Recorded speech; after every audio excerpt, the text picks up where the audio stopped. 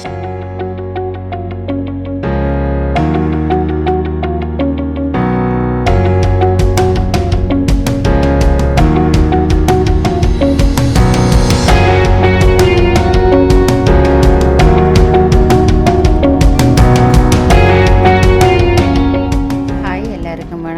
இன்றைக்கு நான் முள்ளங்கி கறி தான் செய்து காட்ட போகிறேன். அதை நான் ஒரு வித்தியாசமாக ஒரு வர மாதிரி செய்து காட்ட போகிறேன்.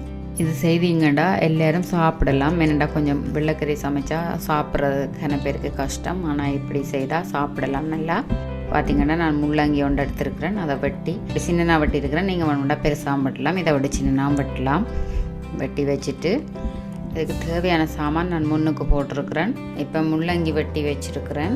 முள்ளங்கியை நான் இந்த சைஸில் வெட்டி இருக்கிறேன். அதோட பட்டாணி. இப்போ நான் முள்ளங்கியை வர எப்படி செய்கிறேன்னு காட்ட போகிறேன். ஒரு தாச்சி எடுத்து அதுக்குள்ளே எண்ணெய் விட்டு கடுகு சின்ன சீரகம் போட்டிருக்கிறேன்.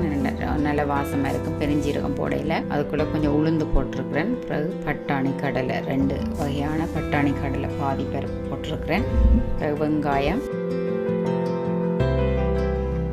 மிளகாய், கருவேப்பிலை போட்டு 2-3 நிமிஷம் இதை நான் வதக்கியிருக்கிறேன். ஆக கோல்டு கலரில் வர தேவையில்லை. நார்மலாக என்னென்னா நான் முள்ளங்கியம் போட்டு கொஞ்சம் நேரம் அதுக்குள்ளே வதக்க போகிறேன்.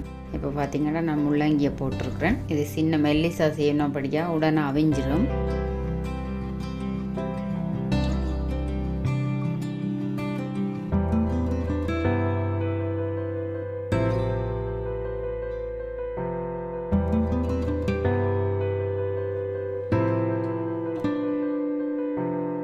உப்பு போட்டிருக்கேன், மஞ்சத்தூள், அடித்த மிளகாய்த்தூள், கட்டை மிளகாய்த்தூள், அதோட கொஞ்சம் தூள் உரைப்புக்கு போடுறேன். உங்களுக்கு விருப்பம் இல்லையாண்டா தனியாக தூள் போடலாம், இல்லையாண்டா தனியாக அடித்த மிளகாய் போடலாம். உங்களோட உரைப்புக்கு ஏற்ற மாதிரி நீங்கள் போடுங்க.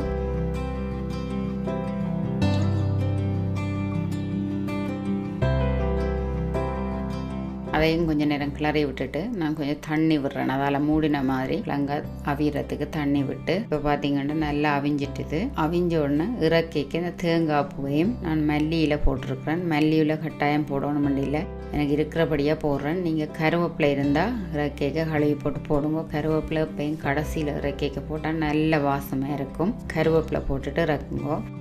இவ்வளோ தான் ஈஸியான கறி, நல்ல டேஸ்ட்டாகவும் இருக்கும்.